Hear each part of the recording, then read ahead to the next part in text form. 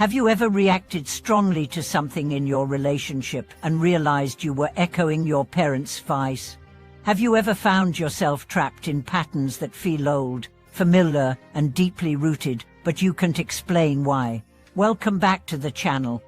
Today we are going to uncover the quiet but profound influence of the family you were born into, and how those early emotional imprints, what we often call the original family, shape everything from your sense of self to the way you love.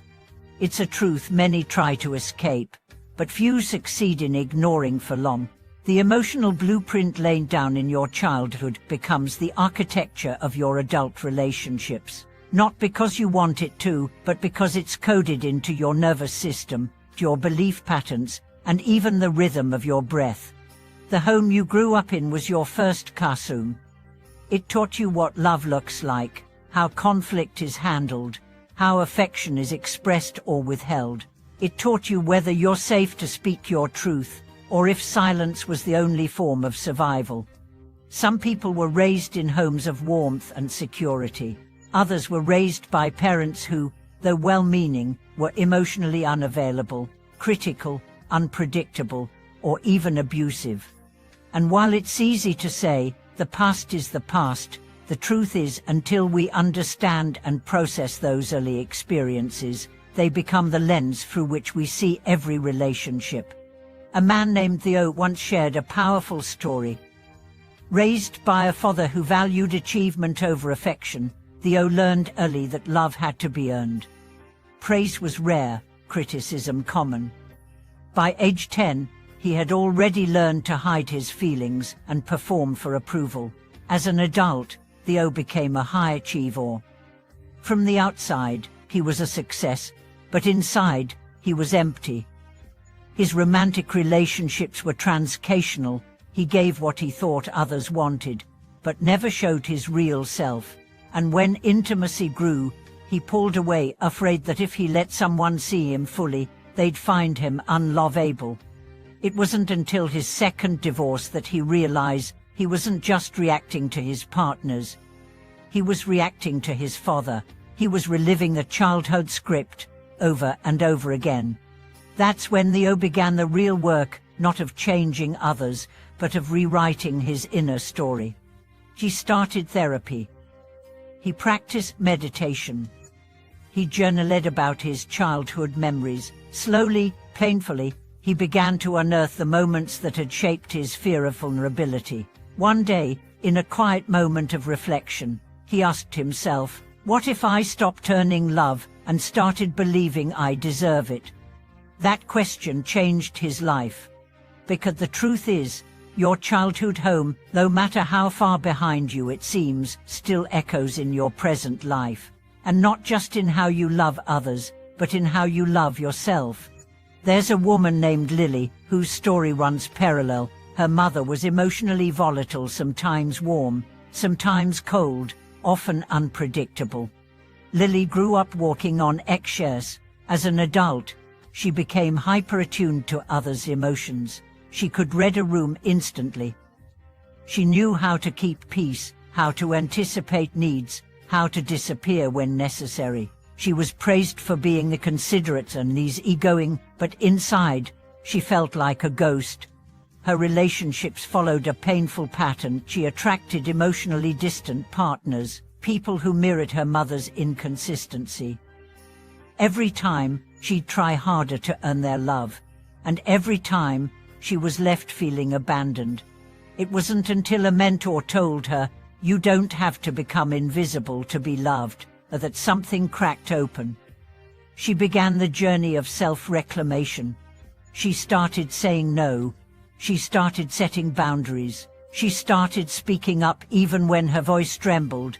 It was terrifying, but it was also liberating. Because healing your original family imprint doesn't mean blaming your parents. It means recognizing the script you inherited and deciding if you want to keep living it.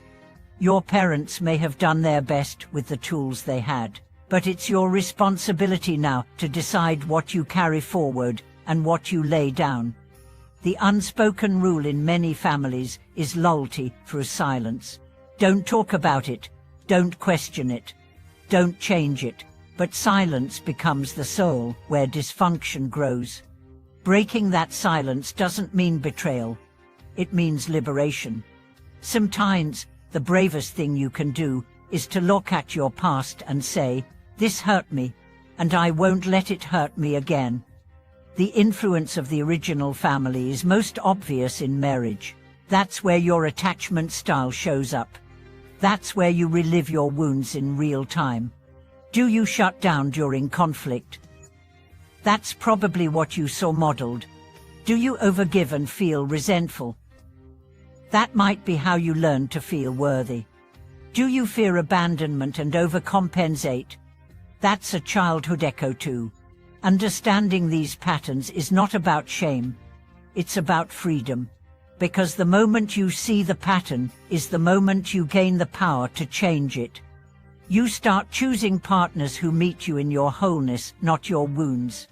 You start parenting your own children, not from fear, but from presence.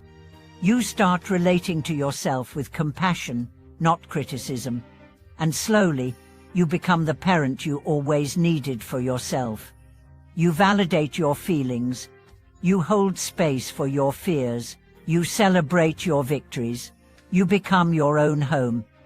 This is what healing the original family means. It's not about having perfect relationships. It's about having conscious ones.